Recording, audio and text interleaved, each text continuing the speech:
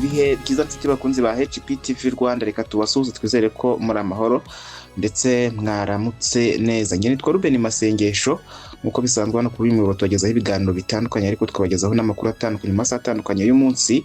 Ngarutse nje kubagezaho amakuru agezweho muri aya masaha.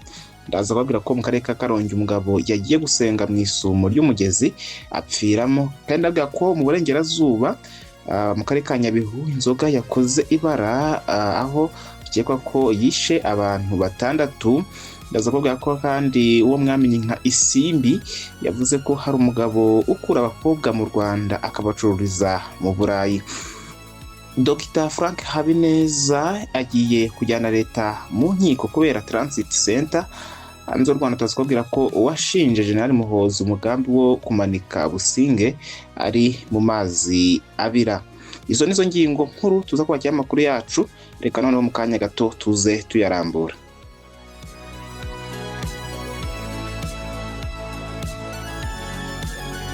Reka tuyanzikire mu karere ka Karongi tubabwire ko umugabo yagiye gusenga mu isumo ry'umugezi apfiramo. Umugabo mu karere ka Karongi witwa Hakizumwami Emmanuel wari ufite imyaka 40 yabonetse yapfuye nyuma yaho yari yavuye mu rugo agiye gusengera ahantu hatemewe mu mugezi wa Musogoro. Byabereye mu mudugudu wa Buhoro, akagari ka Kibirizi, umurenge wa Rubengera, kwa 14 Kamena 2026. Hakizumwami yari atuye mu mudugudu wa Ruvumbu, akagari ka Mataba, umurenge wa Rubengera. Saa 5:15 nibwo uyu mugabo yabonetse mu mugezi wa Musogoro, ahantu hihishe hagati y'imisozi n'intoki. Abaturage baganira igihe bavuze ko yari yavuye mu rugo afite igikapu kirimo igitenge, inkweto n'isafuriya ndetse n'ikibiriti. Umunyamabanga nshingwabikorwa w'akagari ka Kibirizi Habimana Viateur yabwiye igihe ko amakuru y'uko uyu mugabo yarohamye byamenyekanye tariki ya 13 Kamena saa 10 z'umugoroba. Bajyayo kumushakisha barara batamubonye, bakomeza bukeye bwaho ari nabwo yabonetse. Habimana yasabye abaturage kwirinda gusengera ahantu hatemewe, bagira inama yo kujya basengera mu nsengero zemewe n'amategeko zujuje ibisabwa. Umurambo w'uyu mugabo wajyanywe ku bitaro bikuru bya Kibuye gukorerwa isuzuma mbere y'uko ushyingurwa. Dukomereze mu ntara y'Iburengerazuba mu karere ka Nyabihu tubwire ko inzoga yakoze ibara muri Nyabihu, aho bikekwa ko yishe abantu batandatu. Mu karere ka Nyabihu abantu batandatu byemejwe ko bapfuye, abandi 2 barembeye kwa muganga bazira kunywa inzoga zitujuje ubuziranenge. Ubuyobozi bwa busaba abaturage kwirinda kunywa ibyo babonye byose. Mu ntara y'Iburengerazuba mu karere ka Nyabihu mu murenge wa Bigogwe, akagari ka Arusha, abantu 6 bamaze gupfa, abandi 2 barembeye kwa muganga, bagakekwa inzoga y'inkorano banyoye yakozwe mu mazi ndetse na alcohol. Byabaye kuwa mbere tariki ya 15 Kamena 2026.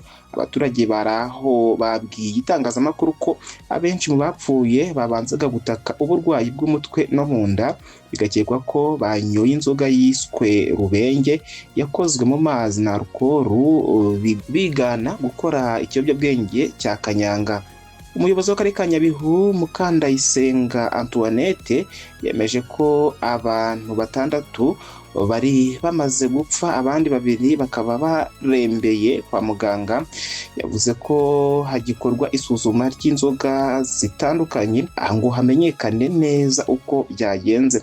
Meya Mukandayisenga yasabye abaturage kwirinda kunywa ibintu babonye ndetse n'abaturage bagatanga amakuru. Dukomereze kuri iyi nkuru ivuga yuko Isimbi yavuze ko hari umugabo ukura abakobwa mu Rwanda akabacururiza i Burayi. Norine Narubega wamenyekanye nka Isimbi Norine usanzwe akina filime z'urukozasoni yatangaje ko we na bagenzi be 4 bakorewe icuruzwa ry'abantu. Isimbi yabamaye mu myaka yashize kubera irushanwa ry'ubwiza yari yitabiriye, ariko ntiyagira amahirwe yo gutoranywa mu bajya mu mwiherero. Kuva ubwo uwo mukobwa yatangiye gusohora inkuru z'ubuzima bugoye yanyuzemo, nk'uko yisanze mu bihugu byo mu mahanga birimo ibyo mu karere no mu Burayi.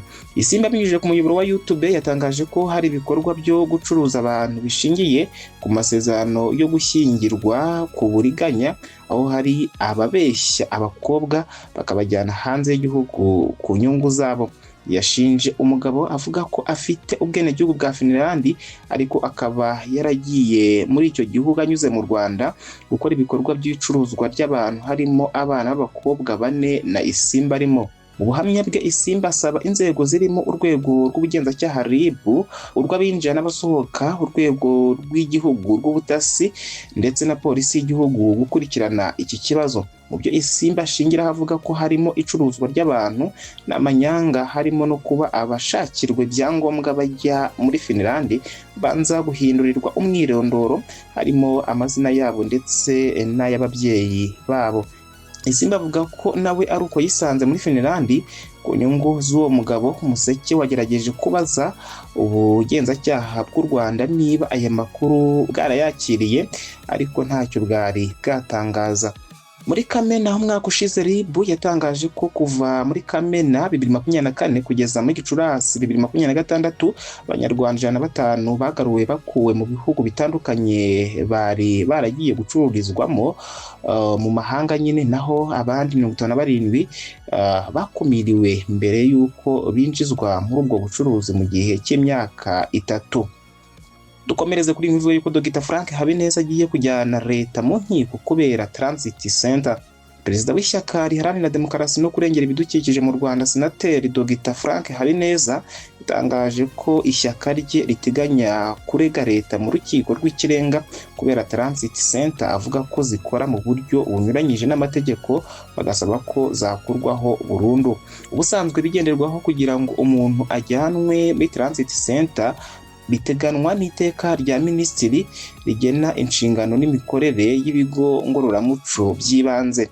Iri teka riteganya ko abajya muri ibyo bigo banyuramo by'igihe gito hari abantu bafite imyitwarire ibangamiye abaturage, irimo gusabiriza, uburaya ndetse n'ibindi.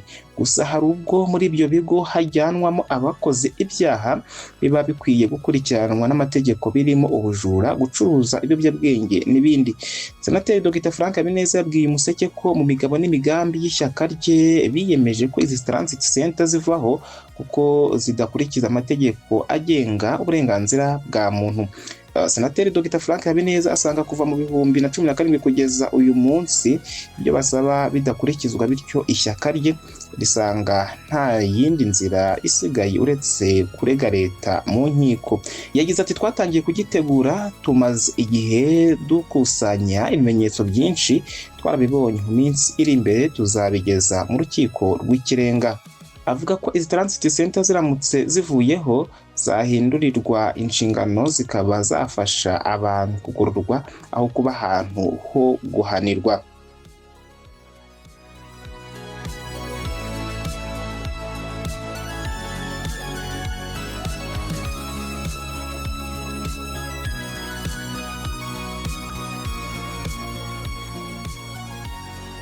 Dukomereze hanze y'u Rwanda tubabwire ko muri Uganda uwashinje General Muhoozi umugambi wo kumanika Businge ari mu mazi abira.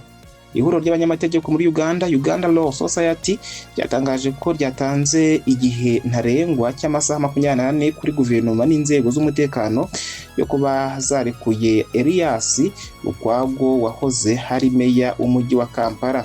Nibyatangajwe n'umunyamategeko mukuru w'iri huriro Babu Sari, wagaragaje ko hashyizweho itsinda ry'abanyamategeko bakurikirana uko amategeko yakurikizwa hakurikijwe ay'imbere mu gihugu n'amategeko mpuzamahanga mu gihe Lukwago ataba arekuwe mu gihe cy'amasaha 24 yatanzwe.